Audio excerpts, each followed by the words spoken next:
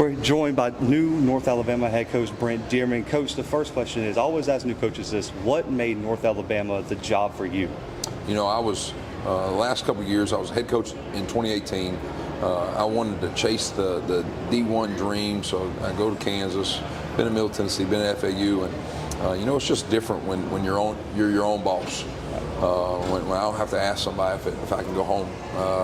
And then with my 3 kids now, I wanted to control my own schedule a little bit. I wanted to build a program again. And then I also wanted to get back in the state of Alabama because I'm from Mobile. So UNA is now the only 1AA program, only FCS program in the state of Alabama now. So when it came open, it was the job for me. Because it allows me now to be back in the state, allows me to be close to my in-laws, allows the grandparents to be part of the kids' lives again. So there's so many different factors of why UNA was a spot for me. You put together an extremely young but talented, promising staff. Talk a little bit about what you were looking for in guys that you wanted to work with at UNA. I tell you what, we're going to find out how well we coach. If we played a pickup game, I think we would be pretty good, pretty competitive. I know that. But man, you know, the first one I always bring up is Deshaun Davis. Deshaun's got a special place in my heart. I coached him his freshman year at Viger High School. Was able to be on staff at Auburn when we were recruiting him there, and his whole life he was told he was going to be too short to be successful, and he constantly proved people wrong. He coaches with that same chip on his shoulder as he was as a player. Jake Bentley's another name in the state of Alabama. South Carolina, 4-year starter at quarterback. He's the first guy I've ever allowed to coach quarterbacks for me, so he's probably got more pressure on him than anybody. Sammy Parker, another big-time name, Oregon's all-time lead receiver, plays for the Kansas City Chiefs, and then was just able to bring Kerryon Johnson on staff as well. So, you know, there's a lot of big-time names as players that they're now going to build a name as a coach as we move forward.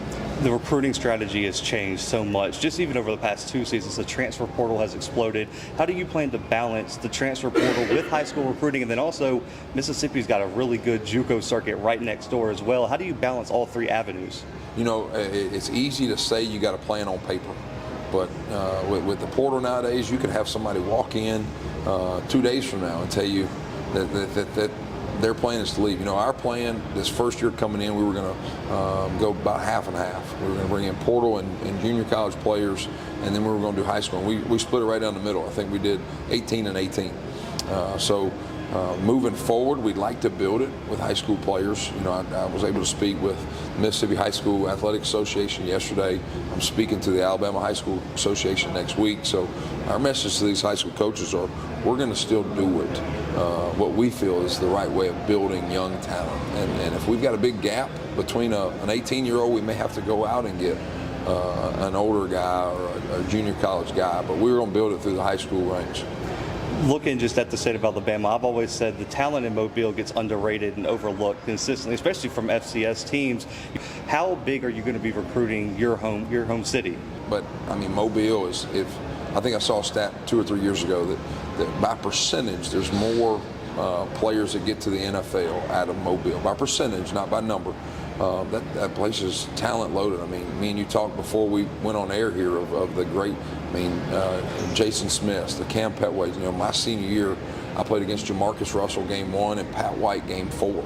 Went 2-0 against those 2 guys. But their careers were a lot better than mine. But the talent is so rich down there. You know, my parents live in Saraland. My brother's a high school coach at Saraland High School. That they're rolling down there. So we will recruit that area heavily with Deshaun and Thomas Johnston being on staff. When you look at year 1, this team only won 1 game last year, and I've already talked to some players here, and they're like, North Alabama's the biggest unknown. We don't know what to expect. They got new coaches, new talent. What's expectations for you in your first season? You know, you want to see growth. You know, it's easy for anybody to come up here and hold the mic and, you know, we want to win conference championships. You want to do all this. You want to see growth. We want to see our guys that are better today than they were yesterday, and then we want tomorrow to be better than today. So we're going to constantly measure growth, whether it's your percentage block in this game was 72%. Next game we want it to be higher than that. We want to grow Your GPA is a 2.7. We want to grow that to 2.9, and just continuous movement and continuously moving forward is kind of our expectation as we move forward. Looking, the quarterback position is so big. You're a quarterback guy yourself. You said this is the first time you haven't coached the quarterbacks. What are you and Jake looking for in a starting quarterback in 2023? The biggest quality of quarterback is leading. You could be the most talented guy in the room, but if the other 10 don't follow you, it's kind of worthless. So you've got to have a leadership quality that makes the other 10 guys around you better. As a former quarterback, you just said I wasn't the most talented guy. I played at Viger High School. I was able to get the guys around me to be better. I was a motivator. I wasn't uber talented. The Lord did not bless me with phenomenal genetic skill, but I was able to be the leader that the team needed to be, and that's the number one quality. And then don't turn the ball over. Right. Turnovers are a big, huge momentum of a game, so take care of the football at quarterback. Your two representatives here today are two guys who have been around the program, decided to stick with you, decided not to enter the portal, two all-conference guys, potentially All-Americans. Talk about each of those guys and what it meant to you that they put their trust in you and decided to stay at North Alabama.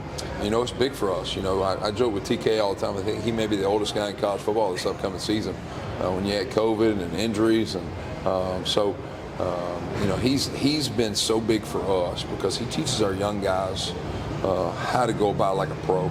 When you get up there 22, 23 years old, your body isn't the same as when you came in at 18. So he's teaching these guys how to go to the training room and how to do preventative maintenance, how stretching and all this stuff is a big deal for us. And then KJ is rare at this level. You got a long corner, a long DB, and can run. So for those guys sticking with us was huge. I came in, there was about a list of 10 guys that I recruited hard to make sure they didn't leave, and we needed them here. And I think that's big for these two to be here today, to cap off up to this moment.